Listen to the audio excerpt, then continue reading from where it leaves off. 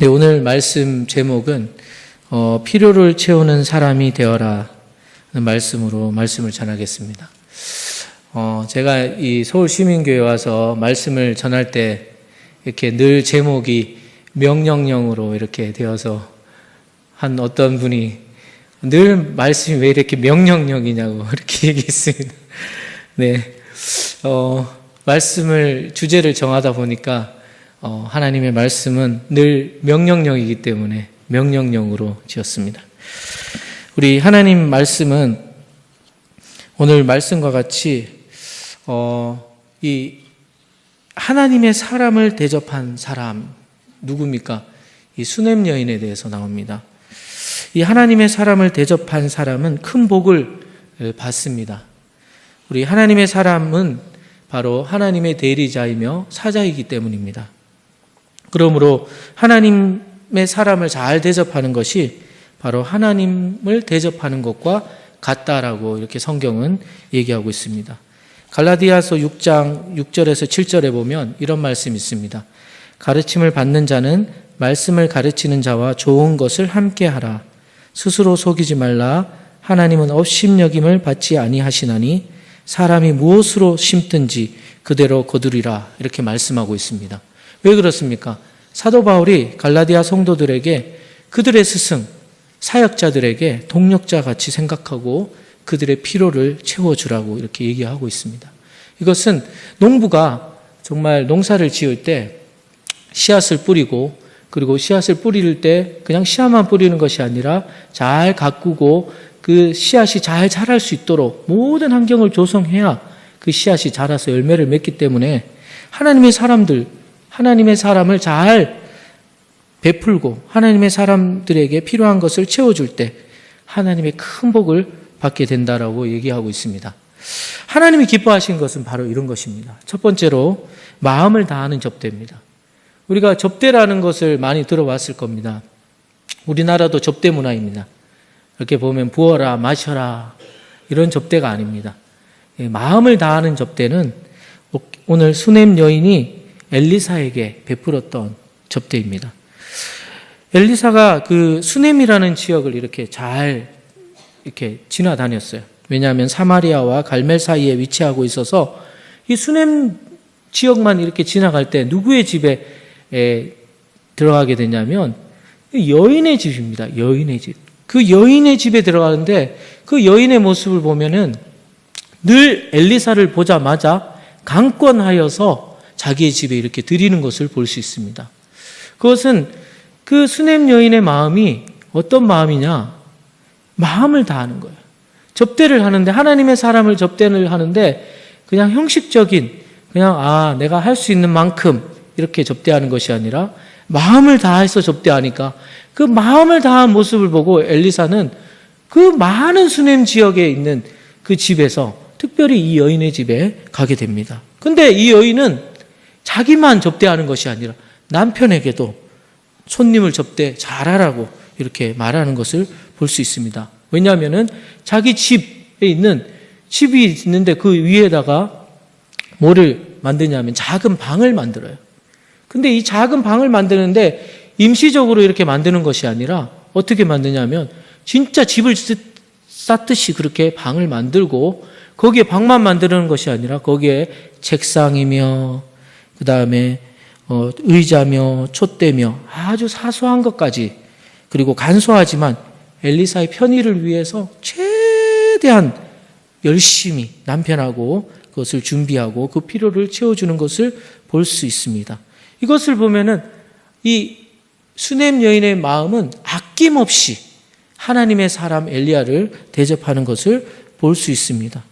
10절에 한번 말씀해 보면 우리가라는 것이 나와요. 수냄 여인 혼자 하는 것이 아니라 남편과 같이 엘리사를 위해서 작은 방을 담 위에 만들고 침상과 책상과 의자와 촛대를 두며 그리고 거기에 머물 수 있도록 마련을 잘 해주었습니다. 이런 이 대접을 받았을 때 엘리사가 이렇게 잘 준비했구나 이런 말을 할 수도 있지만 엘리사는 어떻게 이렇게 느끼냐면 이것은 편의만 제공하는 것이 아니라 내 마음을 흡족하게 하고 만족하게 할 만큼 이렇게 하는 표현을 이렇게 표현합니다. 세심한 배려. 한번 따라 한번 해보겠습니다. 세심한 배려. 배려된 이 배려는 어떤 배려냐면 마음을 다한 배려인데 그 마음을 다한 배려를 이 엘리사는 세심하다는 이렇게 얘기하고 있습니다. 이 말만 들어도 우리가 어떻게 배려를 했는지를 이 수넴 여인의 모습을 보면 알 수 있습니다. 엘리사가 정말 자신의 편의뿐만 아니라 마음까지도 흡족하게 해주는 이 정성을 다하는 마음을 다해서 섬기는 모습을 이렇게 볼 때 엘리사는 감동을 받습니다. 하나님의 사람이 감동을 받으니까 어떤 결과가 나는지 이 성경은 정확하게 얘기하고 있습니다. 하나님의 사람을 대접하는 그 결과가 어떠했습니까? 결론을 말씀드리자면 기대하지도 않았던 축복을 이 수넴 여인은 받게 됩니다. 하나님의 사람, 하나님의 대리자를 잘 섬기고 세심한 배려를 하니까 하나님께서 그 수넴 여인의 삶 또한 세심하게 배려를 해줍니다. 왜냐하면 이 수넴 여인이 생각하지도 못했던 것까지도 하나님이 축복해 주시는 것을 말씀하고 있는 것입니다. 이 수넴 여인이 대접했던 사람은 엘리사였지만 엘리사뿐만이 아니고 바로 하나님을 대접했다는 것을 우리 성경의 말씀으로 볼 수 있습니다. 왜냐하면 수넴 여인이 원래는 아들이 없었어요. 그리고 남편이 늙어서 그 아들도 기대도 하지도 않고 있었는데 아들을 얻는 축복을 누가 주시냐면 하나님이 주십니다. 2003년도 뉴욕타임즈 베스트셀러로 올랐던 영혼을 위한 닭고기 스프라는 책이 있었습니다. 이 이야기는 어떤 이야기냐면 임종을 앞둔 한 노인이 있었습니다. 그 노인이 병원에 입원을 했어요. 순간순간마다 힘든 시간을 보냈습니다. 그래서 그 노인에게 오는 사람은 간호사밖에 없었어요. 그리고 몇 시간 전에 이 할아버지는 심장마비로 또 강한 진통제를 맞아서 몽롱한 상태에 있었습니다. 그래서 큰 소리로 간호사가 할아버지를 깨웠어요. 할아버지, 아침에 지금 아드님이 왔어요. 그러니까 이 노인이 눈을 번쩍 뜨는 거예요. 그리고 잠시 있다가 감각이 사라지고 눈으로 또 감게 이렇게 되었습니다. 그럴 때 간호사가 또 이렇게 얘기했습니다. 그렇게 기다리던 아드님이 왔어요. 이러니까 그 젊은 사람이 딱 나타나는 겁니다. 해변대 복장을 한 건장한 청년이 병실에서 딱 들어왔습니다. 그리고 노인의 입술은 몇 번 움직이더만 쇠약한 손을 내밀었습니다. 이렇게 노인이 쇠약한 손을 이렇게 내미니까 그 청년이 그 노인의 두 손을 잡았습니다. 그리고 서로 주고받는 말이 없었습니다. 그렇게 하룻밤을 꼬박 지냈어요. 근데 이 하룻밤을 지내는 동안 의사와 간호사가 들어와서 메디컬 체크를 한 거예요. 건강 상태를 체크를 하니까 청년이 잠도 안 자고 계속 눈을 뜨고 그 노인을 지켜보고 있었어요. 그래서 그 간호사가 잠깐 눈이라도 붙이세요 이렇게 얘기하니까 그 청년이 고개를 이렇게 흔들었습니다. 그리고 두 손을 꼭 잡고 있었습니다. 근데 조금 있다가 이 노인은 편안한 상태로 편안한 얼굴로 세상을 떠나게 됐습니다. 그래서 간호사가 들어와서 꽂았던 이 바늘을 빼고 주사 바늘을 빼고 그리고 산소 호흡기를 빼면서 이렇게 물러서고 있는데 청년이 갑자기 이렇게 질문을 하는 거예요. 노인을 보고. 그런데 이 노인은 누굽니까? 이렇게 묻는 거예요. 간호사에게. 간호사가 깜짝 놀랐어요. 아니 당신이 저 노인의 아들이 아닙니까? 이러니까 청년이 뭐라고 대답한지 아십니까? 아닙니다. 저희 아버님이 아닙니다. 아니 그러면 아니면 왜 이렇게 밤새도록 그 노인의 손을 붙잡고 있었습니까? 이렇게 밤을 새우고 있었습니까? 제가 병실 문을 딱 이렇게 들어서는 순간 아차했습니다. 저하고 똑같은 이름의 그 아들의 이름을 가지고 있는 이 노인이었구나.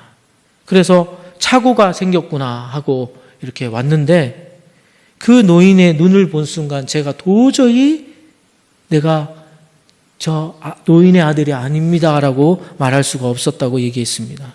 그리고 이 청년은 그 자리에서 그 노인의 임종을 지켜보았습니다. 이것은 무엇을 나타냅니까? 이 할아버지는 이제 죽을 날이 얼마 남지 않았어요. 아들을 기다리고 있었던 겁니다. 근데 어떻게 된 건지 잘못되어서 아들의 이름이 바뀌어서 이 청년은 이 노인의 아들이 아니에요. 그런데도 그 노인을 보고 끝까지 지켜주었어요. 임종을. 목타는 사람에게 필요한 것은 냉수 한 그릇입니다. 그리고 오직 냉수 한 그릇 외에는 다른 소원이 없습니다. 사랑에 목말라 하는 이 임종의 노인에게 필요한 것은 따뜻한 손 한 거예요. 누군가가 그 손을 내밀어 줄 때 이 노인은 정말 편안한 마음으로 임종을 마칠 수 있었습니다. 이 청년이야말로 노인에게 시원한 냉수 한 그릇을 준 행복을 준 사람입니다. 예수님께서는 이런 말씀을 하셨습니다. 소자 중에 하나에게 냉수 한 그릇을 주는 자는 결단코 상을 잃지 아니하리라. 마태복음 말씀에 소자에게, 가장 작은 자에게 생수 한 그릇을 주는 것은 결단코 상을 잃어버리지 않는다, 이렇게 얘기하고 있습니다. 구체적으로 남을 대접하는 일을 가르치고 있는 것입니다. 그래서 마태복음 7장 12절 말씀에 이것이 율법이요 선지자라. 율법은 창세기에서 신명기까지의 하나님의 법이고 선지자란 여호수아부터 말라기까지의 하나님의 법입니다. 율법과 선지자란 구약 전체에 나타난 하나님의 뜻입니다. 그게 뭐냐면은 대접하는 일입니다. 마음을 다해서 남을 대접하는 것이 바로 하나님의 의를 드러내는 것이다. 그리고 신앙인은 이렇게 정말 실천하는 것, 세상 사람들과 다른 삶을 사는 사람이라는 것입니다. 냉수 한 그릇, 가장 작은 것입니다. 가장 사람들에게 할 수 있는 최소한 행동입니다. 물 한 그릇을 주었다는 의미는 가장 지극히 작은 자를 인정해주고 대접해준다는 것을 의미합니다. 그 중에 또 어떤 것이 있냐면 그 가장 작은 자의 인격을 무시하는 것이 아니라 존중해주고 인격적인 접대를 해준 그 사람, 그 소자에게 냉수 한 그릇이라도 대접해 준 사람에게 하나님께서는 뭐라고 얘기하냐면 반드시 상을 주시겠다, 이렇게 약속을 한 것입니다. 우리가 물 한 그릇 대접하는 것으로 우리는 하나님의 복을 체험하고 소자의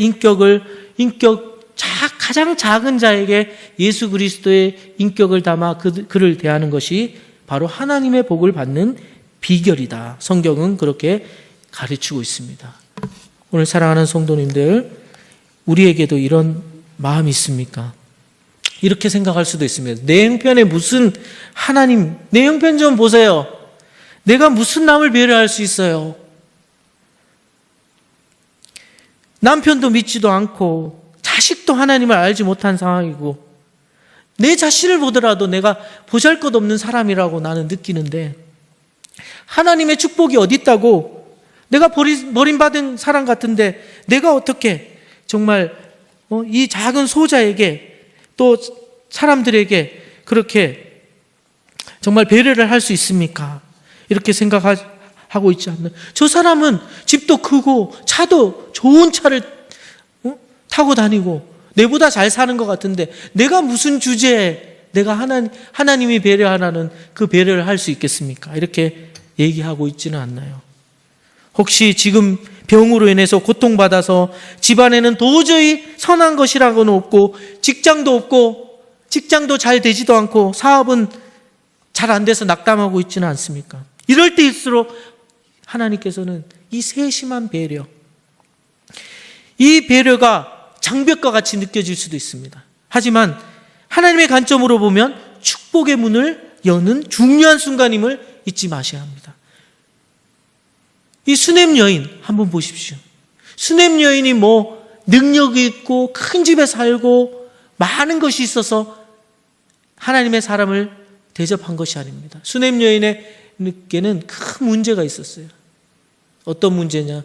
아들도 없고 남편도 이제 늙어서 재정적인 능력이 없어요. 아들이 없고 남편이 늙어 이 수냄 여인이 이제 얻을 수 있는 것이라는 것은 없습니다. 자기 재산까지도 다 뺏기는 그런 순간에 있다는 것입니다. 이럴 때 수냄 여인은 하나님께 세심한 배려를 하고 정말 하나님의 사람을 섬겼습니다. 그 결과가 어떻습니까? 12절에서 17절의 말씀에 보면은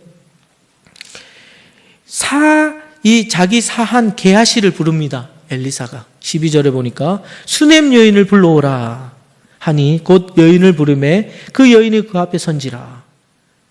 엘리사가 자기 사한에게 이르되 너는 그에게 이르라. 내가 이같이 우리를 위하여 세심한 배려를 하는도다. 내가 너를 위하여 무엇을 하랴. 자, 이제는 엘리사가 이제 수냄 여인에게 보답을 하기 위해서 묻습니다. 그래, 너가 원하는 것이 뭐냐? 이렇게 묻는 거예요.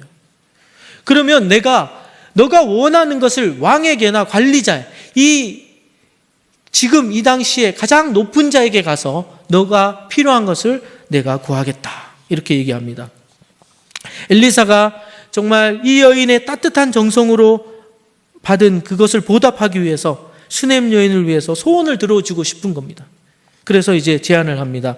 왕에게나 군대 장관에게 무엇을 구할 것이 있거든 구하라. 그러면 내가 정말 다 들어주겠다. 이런 자세로 물어본 거예요. 그 수냄 여인은 그 질문에 어떻게 대답하는지 압니까?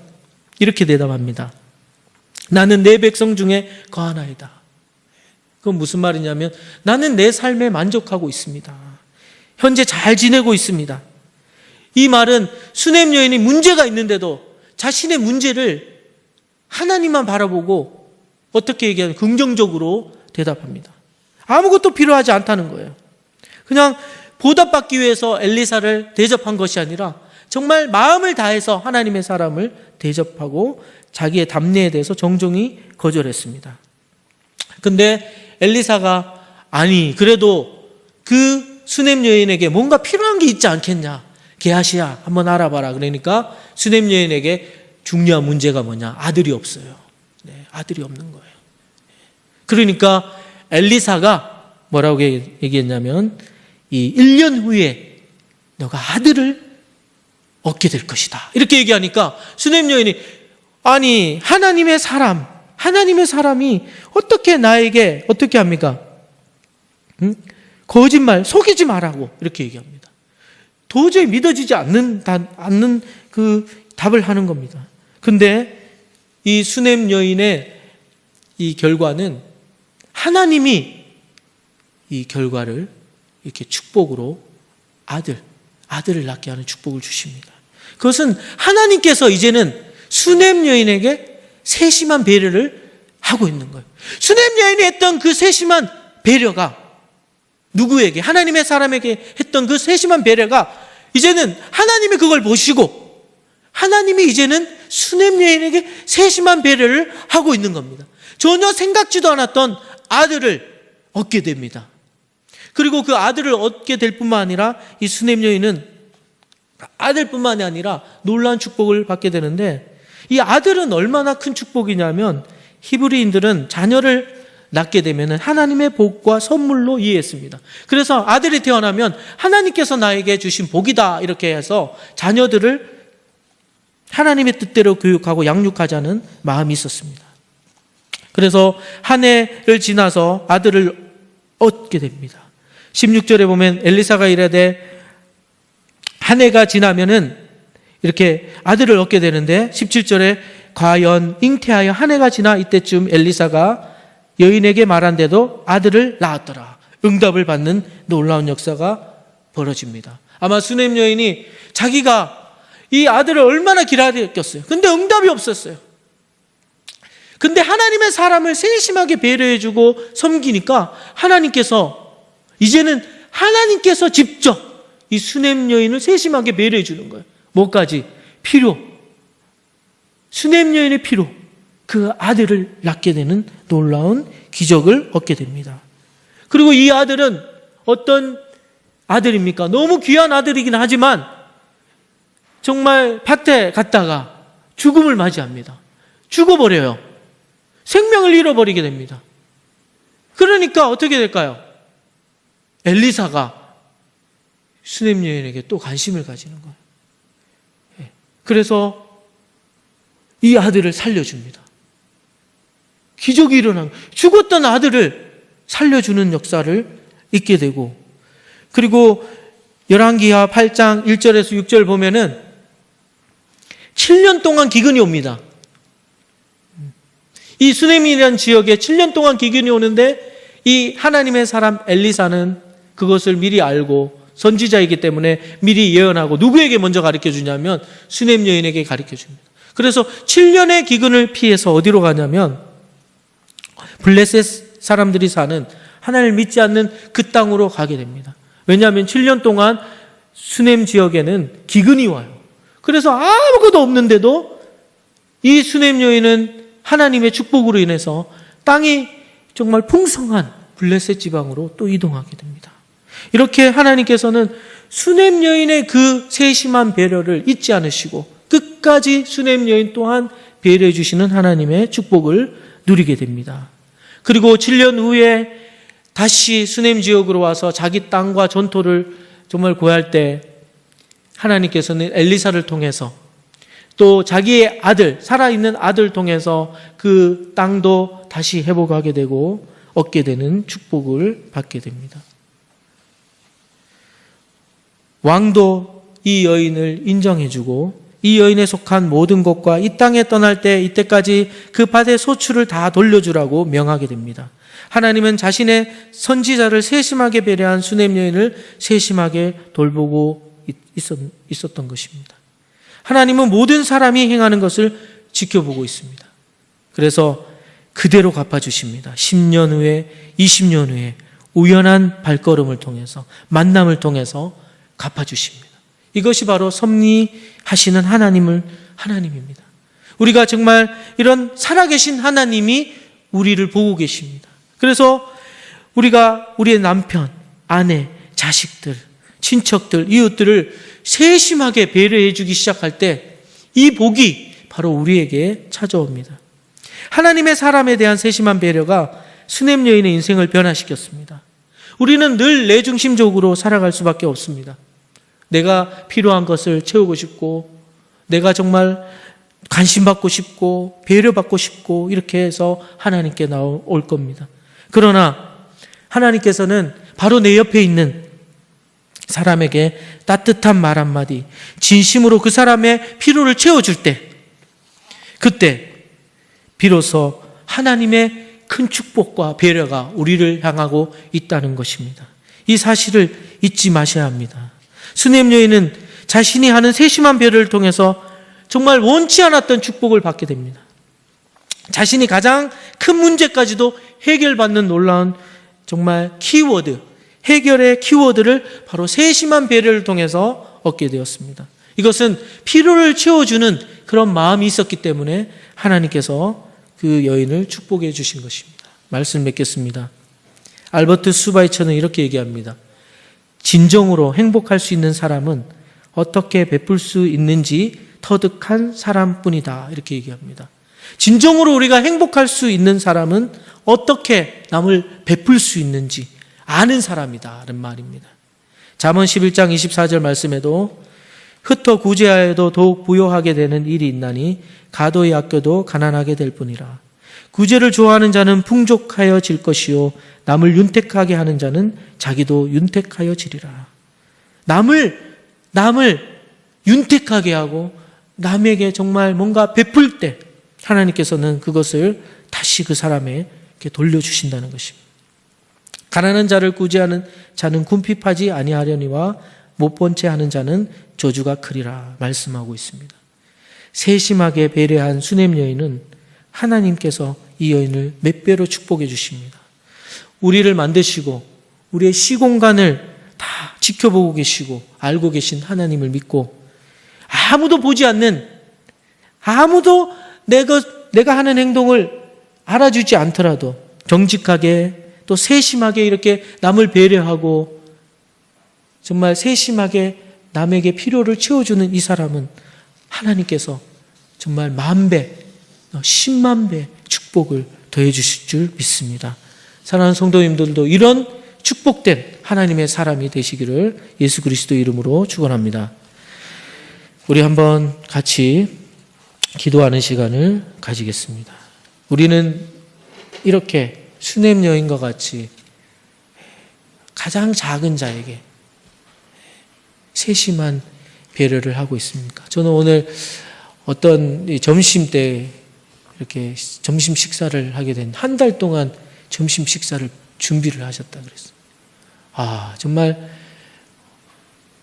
얼마나 많은 이렇게 음식들이 있는지 정말 제 마음이 이걸 준비하는데 얼마나 많은 준비를 하셨을까 그런 생각이 들었습니다. 그 음식도 중요하지만 그 마음이 느껴졌습니다. 하나님께서는 이런 사람들을 축복하지 않겠습니까? 하나님의 사람들에게 감동을 주는데 하나님도 감동하지 않겠습니까? 감동하십니다. 우리 사랑하는 성도님들, 우리가 이렇게 감동적인 삶을 살게 될 때 저도 제 자신도 하나님의 축복을 정말 더 부여받고 우리의 문제까지도 해결하시는 하나님을 만날 줄 믿습니다.